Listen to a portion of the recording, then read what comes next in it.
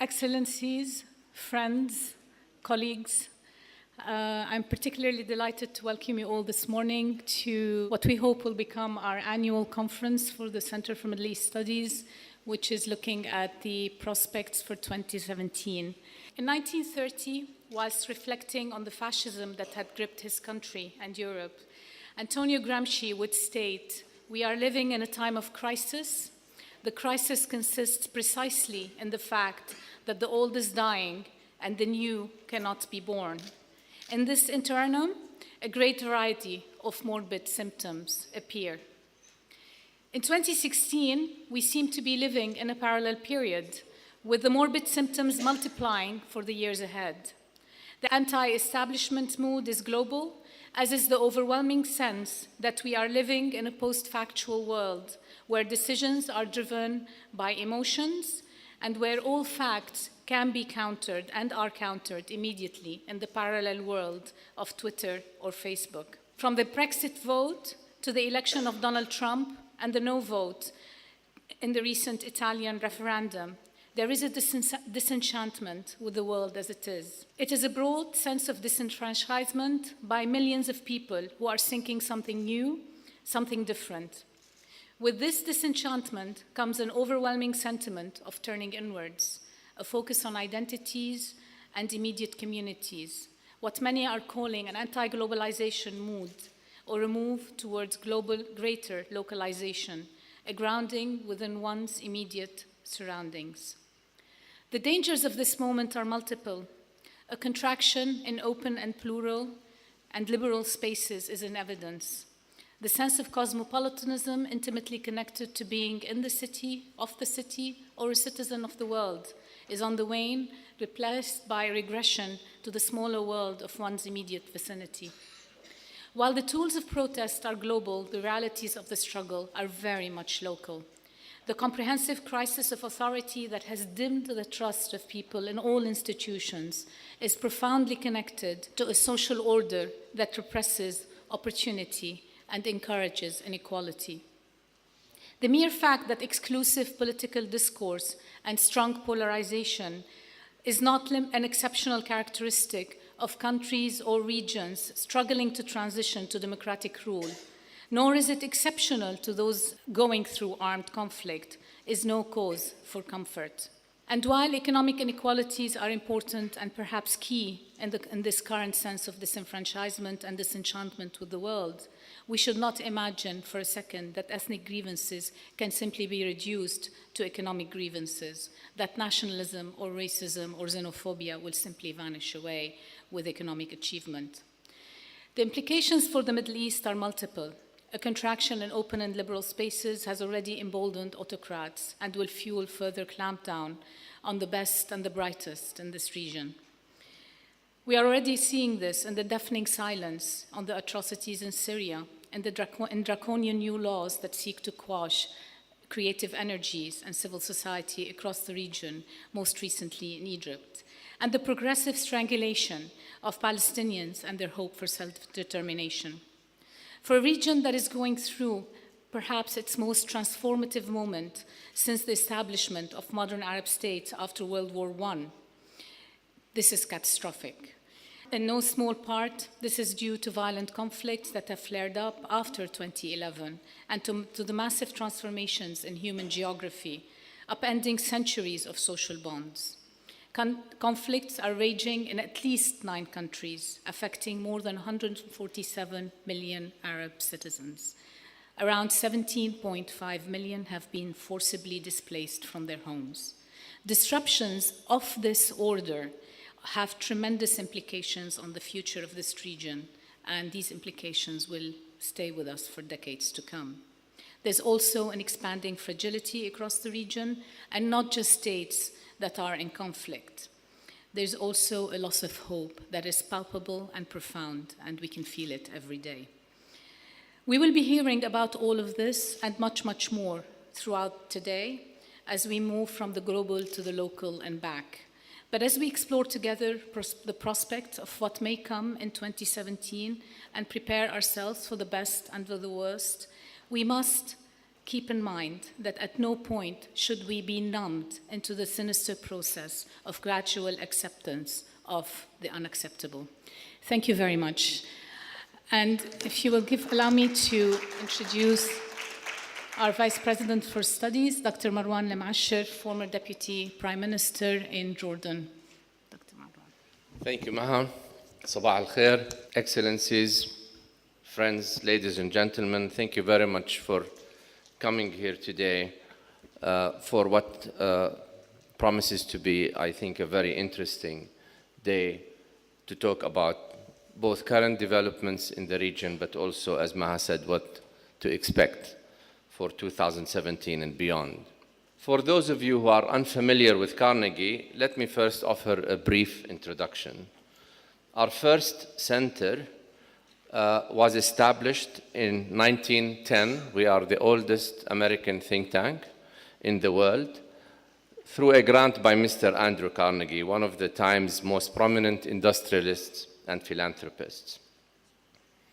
Since then, the Carnegie Endowment's leadership recognized the global nature of many of the consequential issues from the world and the inadequacy of taking a US-centric view of world affairs. And so we began our expansion with centers opening in Moscow in 1994, followed by Beirut, Brussels, Beijing, and New Delhi in the 2000s. And I'm very happy to see many of our scholars from these centers present with us today in Beirut, including the director of the Moscow Center, Dmitri Trenin, and the director of the China Center, Paul Henley, with scholars from Europe also attending. With each new center, we have emphasized the importance of recruiting scholars and researchers from the region, guided by the belief that they are the most well-positioned to critically analyze the issues faced by society, and that we need to have members of that society do such analysis.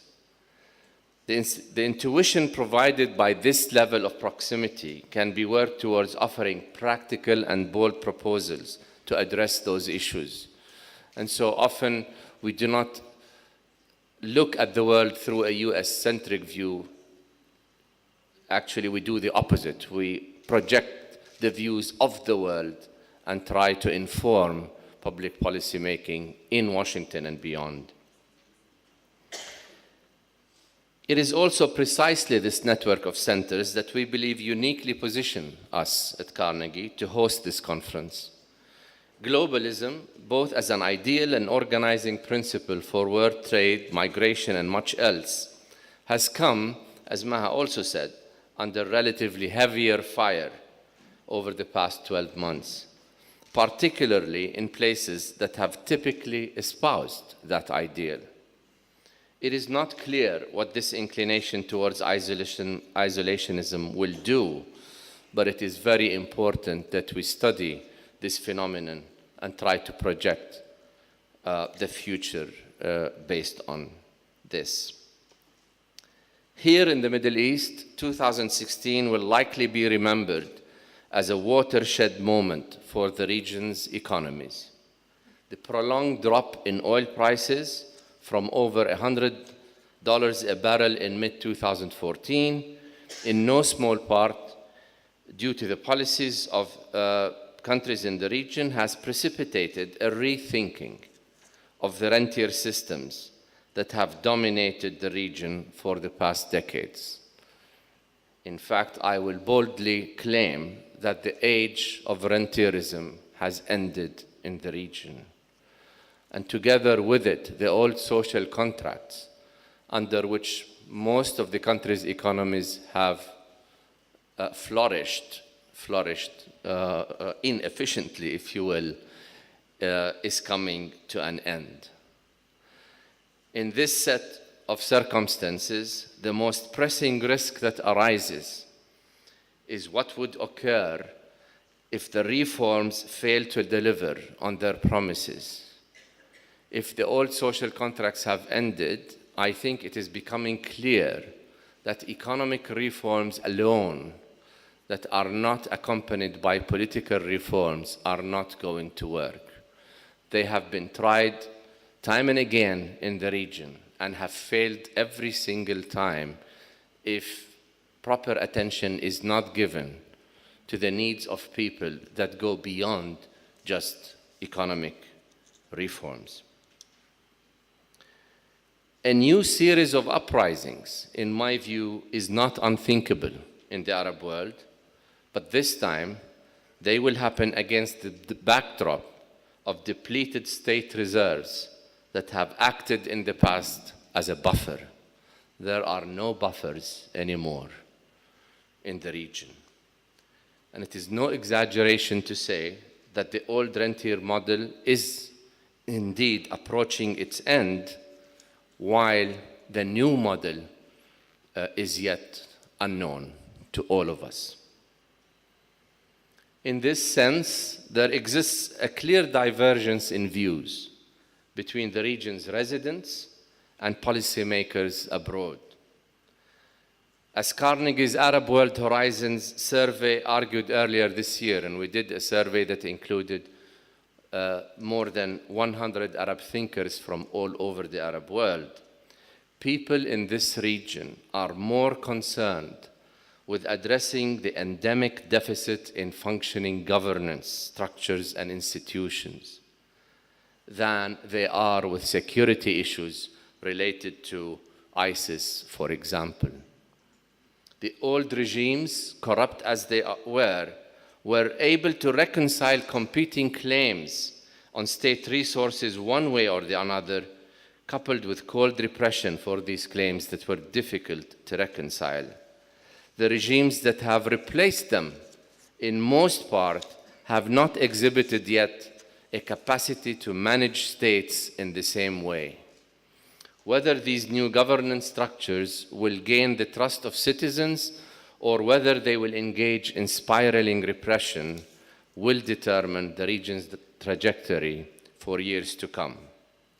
These and other issues are among the subjects of discussion today, and I hope that we can all engage in what I am looking forward to be a very, very interesting discussion. And to kick off the conference, we're starting with a very provocative first panel, Populism on Steroids. Trump and Europe is the headline. And to help us understand what is going on globally, in this regard, we have a number of very distinguished scholars. Mark Pierini, who's a senior associate from Carnegie Europe, who was an ex-EU ambassador to Tunisia, Syria, Turkey, Morocco, and other places. We have our own also Perry CAMMACK, who is an associate in our headquarters in Washington and who is part of a very exciting project that I hope we can talk about later, the Arab Horizons project, and where we are trying to project scenarios for the future of the Arab world. And of course, we are also joined by David Gardner, who is known to probably all of you, the international affairs editor at the Financial Times. Michael Young, our senior editor at Carnegie, is going to moderate this session. So gentlemen, please join the stage. Thank you very much. I'm delighted to be moderating this panel on this issue, which is a very big issue now in the news, the issue of populism. And I think they put in the title Populism on Steroids, which is, in fact, very much what we feel recently with the campaign in Italy, with the resignation of Matteo Renzi. Of course, the upcoming elections in France, many people are thinking, and above all, it began with Brexit. So this is an issue which is of course, very key to Europe. It was, of course, we saw what happened in the United States with the election of Donald Trump. And I think here we have a very interesting panel who will be able to look at the various dimensions of this populism on steroids. I think very briefly, just to introduce two ideas. The idea of populism, what has caused it? Of course, there is a view that many people have not overcome the financial crisis of 2008. That's certainly true. There is this sort of revolt against the elites which has come out, this revolt against these transnational projects such as the European Union. But there is also, I think, an element to this which is very interesting, and perhaps I can persuade my colleagues on this panel to discuss this a little bit. It's the cultural aspect of populism. Because populism very much, it seems to me, is a response to rapid changes in terms of the cultural markers, both in the United States and Europe. So this dimension should not be underestimated. Populism transcends simple economic crises. And perhaps this is one of the issues that we can touch upon. Mark Pierini, if I can ask Mark to begin, he'll be discussing a little bit what's going on in Europe. Carmack will be discussing after that the United States and what happened with the Trump election. And he'll look ahead at the institutional ramifications of this. And then I've asked David Gardner to sort of synthesize this and look at the repercussions of this populism in the West on the Middle East and what the implications might be. I will start with what I see as the three main ingredients of populism today in Europe. The first one is this feeling that the political establishment has failed and needs to be replaced. More generally, the French socialists have exhausted their appeal to the public. In Spain, the socialists and the right can hardly form a government, etc., etc. But of course, Brussels is only the table where every single government votes. And this Brussels is becoming an opaque thing for people. It costs money, and people forget about the benefits. The main benefit is obviously that it brought peace to Europe. The other benefits, like free movement of people, single market, Schengen, the euro, are easily dismissed. They're easily taken for granted. The European integration mechanism is the easy scapegoat nowadays, and you see that in the recent past. The third important element is a transformation of the political narrative and even the political culture in Europe. That is the difficult issue we have in front of us. It's not a takeover of power, it's a takeover of the dominant political narrative. And this, I think, is the main risk. So it falls on me in 5 to 7 minutes to explain the Trump phenomenon. I'm kind of struck that historically there's always been this tremendous interest by the outside world in American politics. In this case, of course, it was Rust Belt voters in the Midwest who basically voted surprisingly for Trump in numbers that led to him being elected president. Now, if it ever was, in the first place, a kind of one-way closed ecosystem, clearly now it isn't. In essence, we can flip that around precisely and say in some ways Donald Trump is the gift of the world to the American people for the collapse of the unraveling of the global order. And of course, I'm kind of trying to make light of this a little bit. I think all of us have seen for many years, for a decade maybe, the kind of signs of a global order unraveling. But I think what has surprised at least Americans, many of them, is the popular backlash, and the fact that the popular backlash has come now at a moment at which the unemployment rate is actually under 5%. The economy, at least in a macroeconomic sense, is doing quite well. So I don't have answers in terms of how to explain Donald Trump, except to say that there's been this convergence, that I think you can no longer understand American politics as a self-contained ecosystem without understanding equally the collapse of the global order that we're talking about. I think I'd start by saying the way I think of what we're discussing here is as national populism, even though it's a cross-border phenomenon, obviously, sweeping parts of the West. There are many facets to it, ranging from the perception of, and often the reality, of relatively undereducated and unskilled parts of the population being left behind, the whole left behind phenomenon. If you are a politician exploiting these emotions, such as Donald Trump, it's many fewer Mexicans and many fewer Muslims. And that quickly gets often, for many people, to the heart of the matter. what they translate this into. It translates into xenophobia and racism, Islamophobia, in the European context to Euroscepticism, and an isolationist backlash against globalization in the US and elsewhere. I think we have a very thrilling panel now that is in fact on Russia, Turkey and Iran in the Middle East and the prospects to come for the year.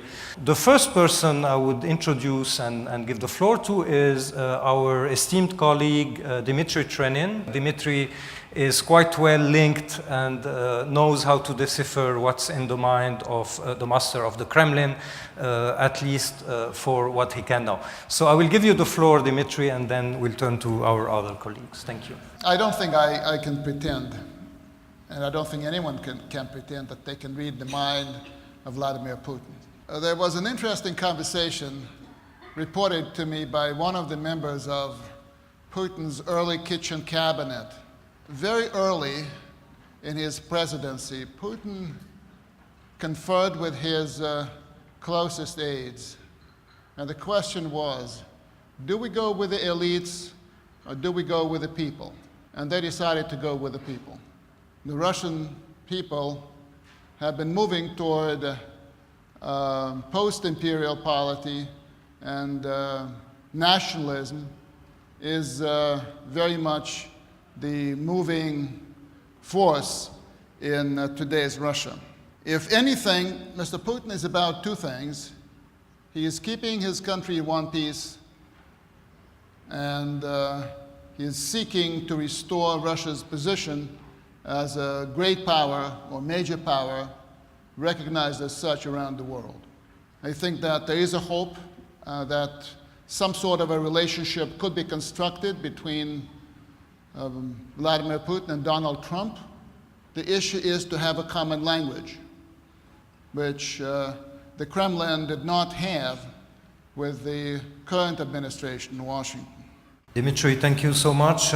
We'll come back to a few points if you allow.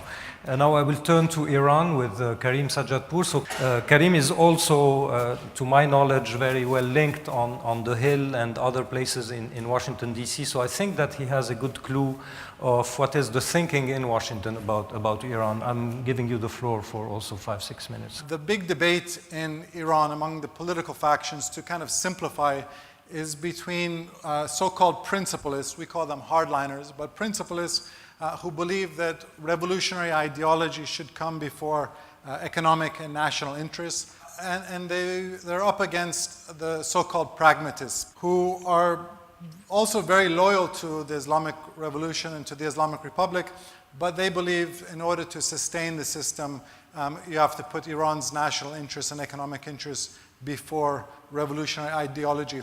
I think Trump's election essentially strengthens the hand of the hardliners. Final thing I'll say about Iran internally is that I think Trump's election is really going to be a lose-lose scenario for Iranian civil society. The greatest source of conflict in today's Middle East is not the Israeli-Palestinian conflict or Iraq, but the Iran-Saudi conflict. I think what you will see now with the Trump administration is a tilt back towards Saudi Arabia, a tilt back towards Israel, the traditional allies of the United States. So whereas I would argue the Obama administration was more supportive of diplomacy with Iran than any US administration since 1979, I think you'll have a Trump administration probably more skeptical about diplomacy with Iran than any US administration. I think the person who really deserved enormous credit for helping unite the international community against Iran was Iran's former president, Mahmoud Ahmadinejad. He had a remarkable ability to really alienate people. And this current Iranian government with President Rouhani and Ambassador and Foreign Minister Zarif has many countries, including, as I would argue, European allies, believing that Iran is a partner for regional stability. And these are folks that we should be cooperating with, not trying to isolate. So the scenario I'm painting is that if the deal unravels and we do get into an escalatory situation whereby Iran is inching closer to a nuclear weapons capability, I don't think there is going to be the same international unity we had 5 years ago. And this could force either the United States or Israel into a very dangerous choice between either accepting an Iran with an advanced nuclear weapons capability or taking military action to prevent that. So I'll stop there. Now, last but not least, we'll turn to Turkey. Dmitri was saying that it's very difficult to decipher Vladimir Putin's mind. I think that lately we can maybe say the same about Tayyip Recep Erdogan. So maybe you'll help us understanding this. So Sinan, the floor is yours to, patch up this landscape. There are three elements, three underlying dynamics that help to shape Turkish thinking, current Turkish thinking on foreign policy. The first trend, which is perhaps not unique to Turkey, but very clearly there, is a deinstitutionalization, I must get paid to, rephrasing this, but of foreign policy, where traditionally foreign policy was made in the foreign service at the level of the foreign minister, and in a way, almost disconnected from domestic politics. Foreign policy is for the elites. It's done by institutions who have the long view. This has changed. Domestic short-termism and populism has come to affect foreign policy making. The second trend that is impacting this is, in terms of foreign policy vision and implementation, it also replicates the ongoing identity struggle within the country. A third, and perhaps a countervailing trend, is the realization that the more romantic, and that's perhaps an euphemism, endeavors in foreign policy that Turkey undertook since 2011 has by and large failed. It is essentially, therefore, a combination of these three underlying trends that will shape Turkish foreign policy in 2017. Basically, a foreign policy where domestic populism will be one of the key factors, also nourished by the ongoing identity struggle in the country between these two visions about where the country should go in the future, but a countervailing trend that there must be also a degree of realism on foreign policy. And the way that these three trends will interact will end up shaping Turkish foreign policy in a year where, and this will be my last statement, in a year where most probably the country will be going to perhaps the most critical electoral threshold of its history, a referendum on its future constitution, which essentially boils down to whether the country wants an executive presidency with Erdogan at the helm, or whether we are going to maintain our presidential or our parliamentary system.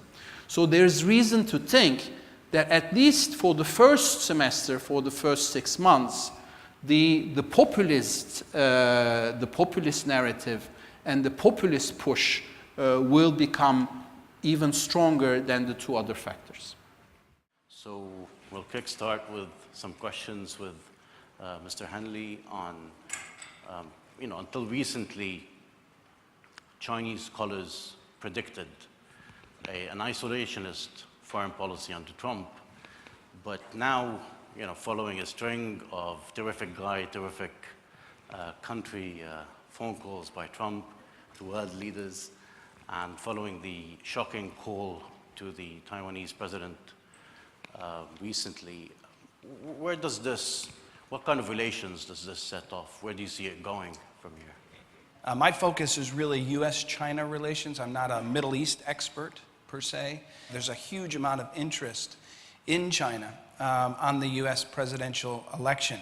A lot of Chinese wanted Jeb Bush to win the Republican nomination and then ultimately become president, because for the Chinese, it's so much about their relationship. Hillary Clinton, they have a very difficult relationship with. They have had a problem with her, and now they see her, when she was Secretary of State, as as the author of the pivot policy, which China sees as a containment policy by the US to keep China down. And so they see her as hostile to China. But over the course of the campaign, what's very interesting is to watch more and more Chinese come to the conclusion that Donald Trump would be better for China. So my concern, and I've been engaging the Chinese government foreign ministry to say, I think we have a case of misaligned expectations here. On trade and economics, my guess would be that Donald Trump will be tougher. On the security side, I don't know what's going to happen. Donald Trump doesn't have a track record of foreign policy as a businessman, but his advisors, the ones that I know, are advocating dropping the defense sequestration. They're advocating building up the US military, especially the Navy. They're talking about Taiwan as a beacon of democracy. I cannot see a scenario where it means less strategic pressure for China.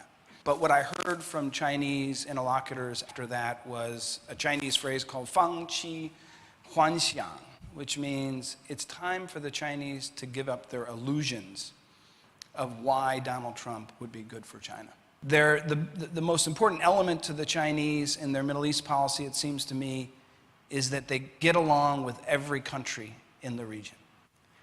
And that's partly because if their priority is energy resources and commercial and trade, then they see no downside to weighing in heavily on a diplomatic way or in a security way that could cause other countries to become upset with China.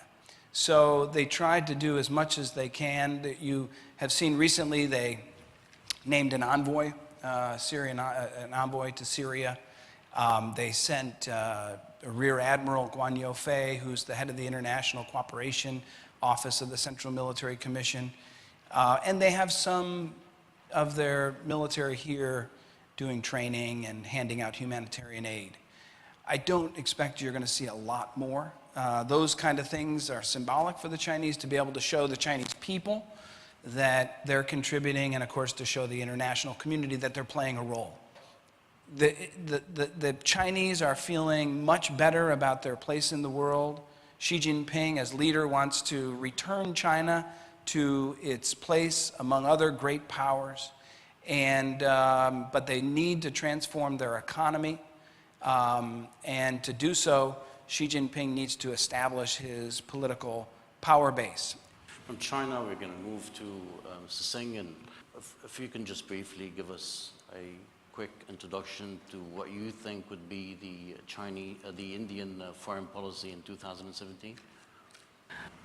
I would not go as far as saying that it is an unraveling global order, maybe a transformative global order and transforming more rapidly than before. China is the largest economy and the largest economic partner for most Asian countries. And China's growing military capabilities and reach and fearless desire to change the existing status quo. Secondly, the growth in Asia has been asymmetric. Everybody has not grown at the same rate. And this has led to differences in comprehensive national strength of various countries and redistribution of political and economic power and increased competition in Asia.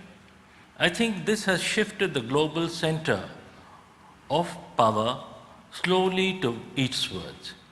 And this will be something which will continue in the future.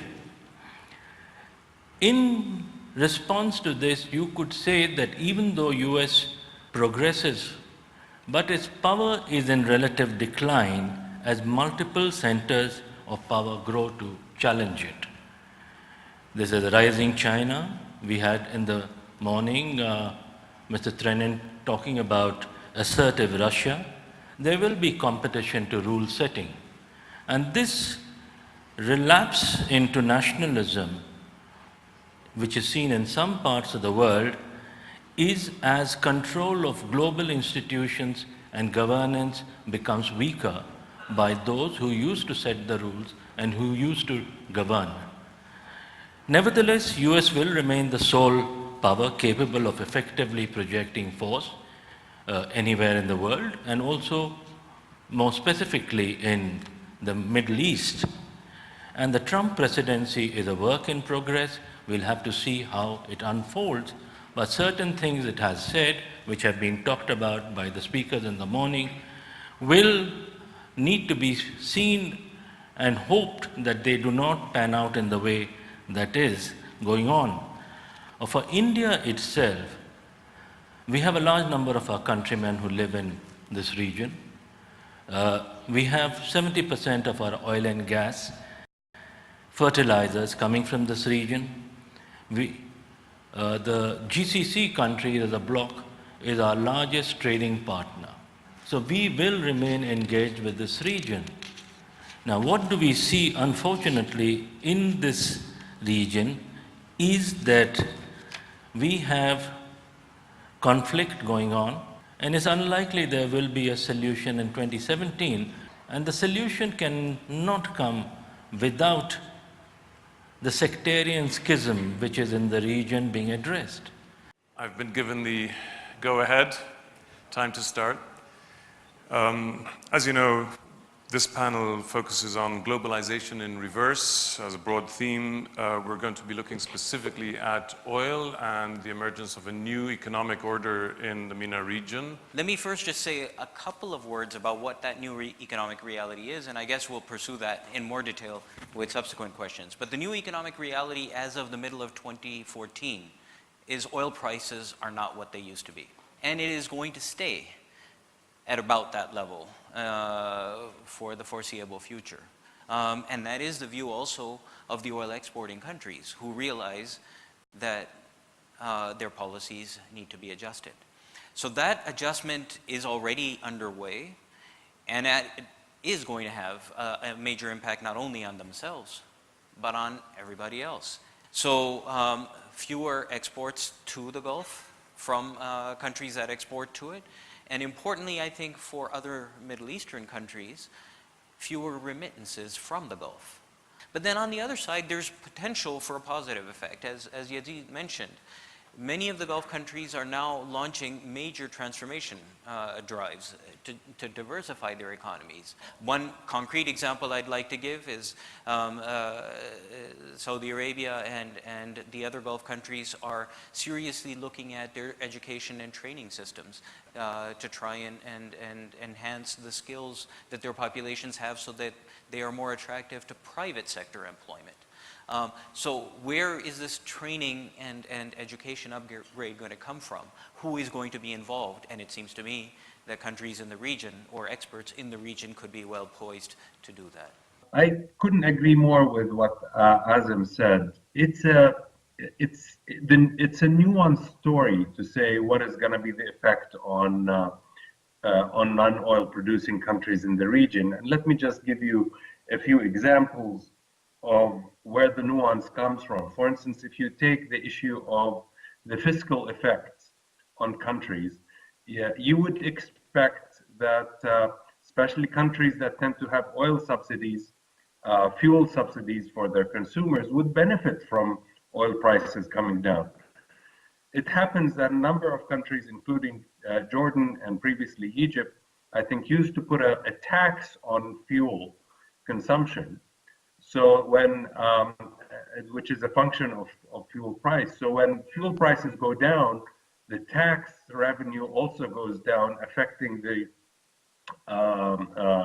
fiscal situation negatively, although the amount of subsidy that goes to that sector is reduced as well. So there, even on the fiscal side, where it's supposed to be lower oil prices are supposed to be good in terms of their balance of payments, and for countries in the region, it's not as obvious. Clearly, not only are we seeing less migration to the Gulf, but we're also seeing return by migrants. That's clearly a problem in terms of the remittances and their effects on foreign reserves in the countries. But we're also getting some of the best and brightest people that have left countries of the region, whether it be Lebanon, Jordan, Syria, Egypt, etc., to come back. Now, in the short term, there's a cost to that. There's a disruption, but the question is: will these people be able to invest and innovate and start startups in their home countries?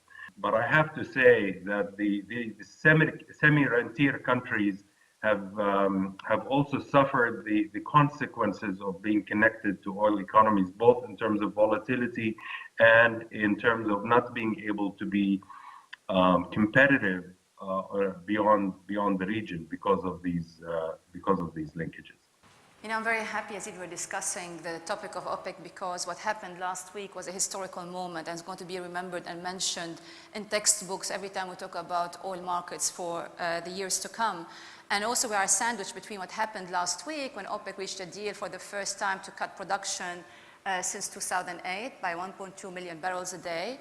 And next week, actually this weekend, when OPEC actually is discussing with non-OPEC producers, mainly Russia, Mexico, Brazil, Kazakhstan, Oman, to also contribute to 600,000 barrels a day of production cuts. So in this sense, we have this nice surprise of OPEC after so many attempts this year to reach a deal, and every time it was met with a failure because of the intensive political rivalries and differences between two major OPEC producers, which are namely Saudi Arabia and Iran. We heard a lot about Iran in the earlier session. Now, in terms of oil price implication, it's interesting that before the deal, people were talking about if the deal does not happen, then we're going to see the oil price falling to 20 and 30.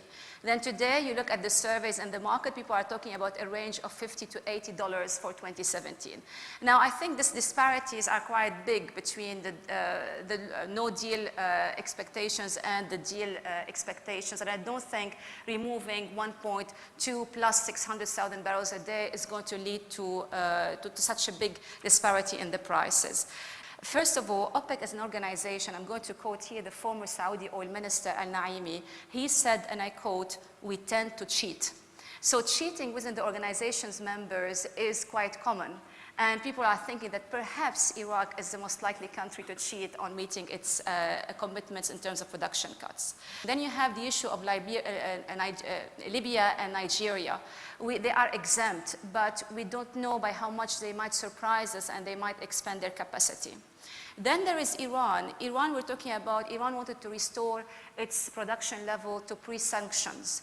But actually, if you look closely at some statements made by Iranian officials, they said they want to restore Iranians' market share to pre-sanctions level. And if that is what the Iranians want to achieve, it will be much higher than the 3.8 million barrels a day. So that's another uncertainty.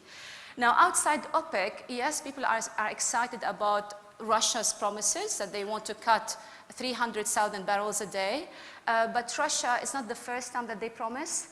And in the previous cases, they always failed to deliver. They promised, they waited for the oil price to recover, and they were just simply free riders. They enjoyed selling more at a higher price. Even outside OPEC, if you look at conventional oil, people forget that many investments that took place during periods of high oil prices are going to lead to higher supplies this year and next year. And one example is the US Gulf of Mexico, where expectations about higher productions are going to materialize in 2017. So many investments that we did during periods of high oil prices will take place in the coming 2-3 years. So this is something to watch for, including Brazil, who said that they might commit to production cut, and Kazakhstan with the Kashagan field. On the shale issue, as I said, shale is more flexible than conventional, so we don't have this long lead period between first investment and first production. We have a much more shorter period, and therefore people say that yes, we saw a decrease in shale activity, but if prices go up, again, it's likely that shale is going to increase again. As you know, when we put oil in storage, we call it inventories, and we achieved very high record of inventories, and that's what caused this kind of, the need for OPEC to adjust the market to reduce these inventories in order to allow the demand to catch up with the supply. But they are still at record high compared to 5-year average. And then on the demand side, remember, what boosted the demand was low oil price. So if the price is going to increase, then we might see a negative effect on the demand. And I want to conclude by talking about the Trump factor, which is, it can be either way. Just assume Donald Trump causes all sorts of problems to international trade by revisiting trade deals, for example, trade agreements, then that is going to negatively impact economic growth with implications on the demand for oil. At the same time, we heard earlier about the potential implications on the sanctions on Iran, the smart sanctions or the nuclear sanctions. Again, there, if something happens, if we see this kind of revision, we're going to see that acting in favor of the OPEC decision. So we see different forces at play at the moment. They can support the deal or not, but so far, on balance, it seems that OPEC, despite this deal, is going to face a rough time ahead, and discipline will be crucial. What will really come to OPEC rescue is when the capital expenditures cuts that were announced during the periods of lower oil price. I don't like to say low oil price because $50 a barrel is not really low. We saw in the past $9 a barrel. So during periods of lower oil price, these capital expenditure costs, which were in the billions, and some even talk about $1 trillion, when this will bite, then that will act in OPEC favor. But until then, I think OPEC will brace itself for a tough ride. This morning, or throughout the day, we've been hearing about the unraveling of a global order as we know it. Its transformation, sometimes it's an unraveling, others have talked about it as a transformation in ways that are hard to gauge. In the Middle East, we're seeing an unbearable suffering across the region, unacceptable levels of violence becoming accepted as the norm, as well as massive demographic shifts that I spoke about, that have the tendency to not only change political contracts, social contracts, political agreements, but they're actually changing the social order of the region as we know it today.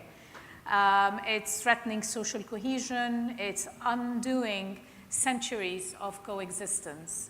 And I think this is a fundamental issue that perhaps we haven't touched upon before in terms of what are really the profound changes that are happening in the region and that will crop up and take perhaps more added urgency in 2017.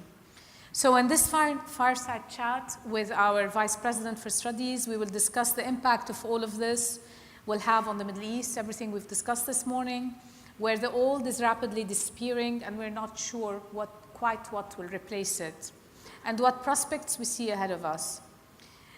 Is it all really a picture of doom and gloom, or is there a glimmer of hope on the horizon?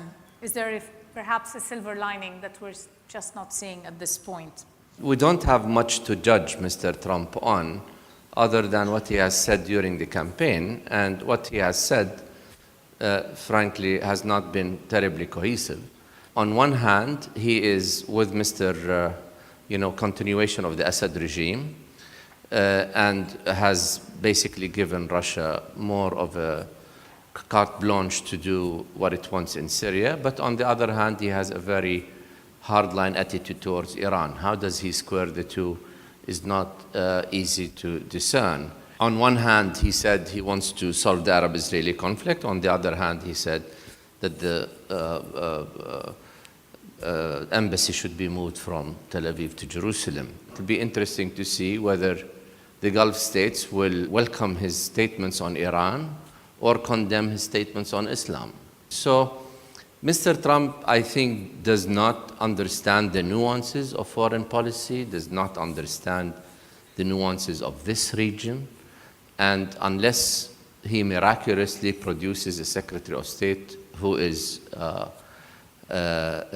good and who has the ear of the president, I'm not sure we're going to well, I hope we won't be surprised by the Trump administration. I think the era of negotiations is over. The problem is that the international community does not want to say this publicly. because saying this publicly means an admission of failure of 20 years plus of negotiations that have not produced a two-state solution. And so nobody says that. Everybody waits for a better time to come. A better time is not going to come. The two sides are not ready to solve it through negotiations. That is very clear. The Israeli government has publicly and repeatedly said they are not interested in a two-state solution. Mr. Netanyahu has not minced his words in his campaign saying that he is not interested in a two-state solution. The Palestinians, are weak and divided. If you actually talk to the new generation of Palestinians, you will find that most of them are no more interested in a two-state solution. This is going to be a solution without East Jerusalem, without the Jordan Valley, without the right of return, without sovereignty, with a lot of settlements in the heart of the West Bank. It's not a particularly attractive solution. I talk about two perfect storms. We've seen the first one. The second one is approaching. The first perfect storm was the Arab uprisings in 2011. And it came about because of the end of social contracts in the Arab world, old social contracts. The countries that had very weak institutions, Libya, Syria, Yemen, just collapsed because the institutions were not there to hold the system and to hold the state. They just collapsed. Other countries, particularly in the Gulf, who had financial means, bought their way off with money, with more money, and it really slowed down the process of disintegration. And other countries like Morocco and Jordan engaged in what I call ad hoc reforms, reforms that do not result in a real, meaningful restructuring of power, but they result in some, at least, small measures that people can maybe be fooled with for a period of time. That is the situation we face ourselves with today. And in order to finance this whole inefficient system, if you will, the Arab world, most of the Arab relied on rent, on money coming out from the ground.